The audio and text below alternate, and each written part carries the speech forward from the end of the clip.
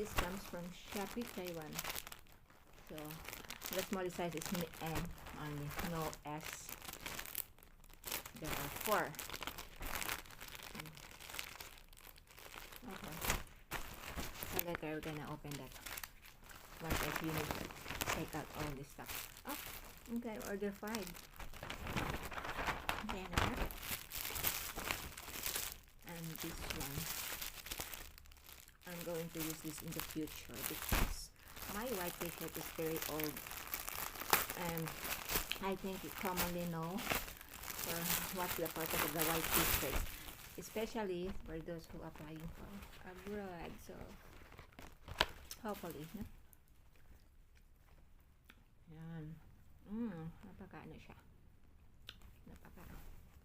Hindi siya masyadong makapal. Eh, mura naman din. Better than nothing. Okay. So this is this is panty. This is the panty I order. Ding, ding, ding. Actually, mga kakulit, no? So why I'm making a video, I'm eating this. That's why parang ngungu ako nagsasalita. Actually, mga kakulit, this is the panty I ordered. I open out everything. There is a red.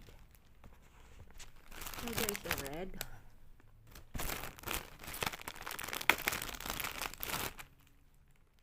Dark blue. Gray.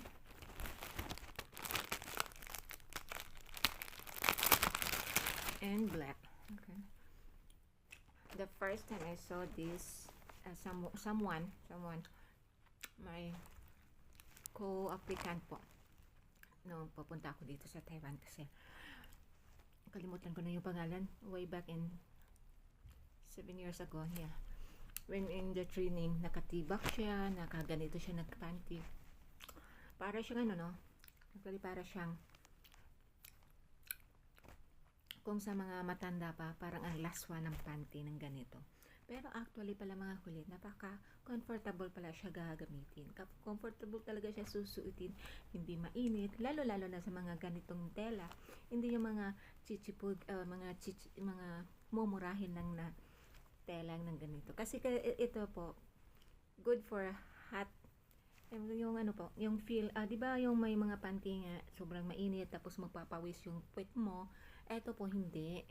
Magpapawis siya pero hindi ka ma-feel ng mainit. Dahil sa tela niya. Maganda po talaga siya. At actually binilhan na may ano ako dito. May dalawa na ako.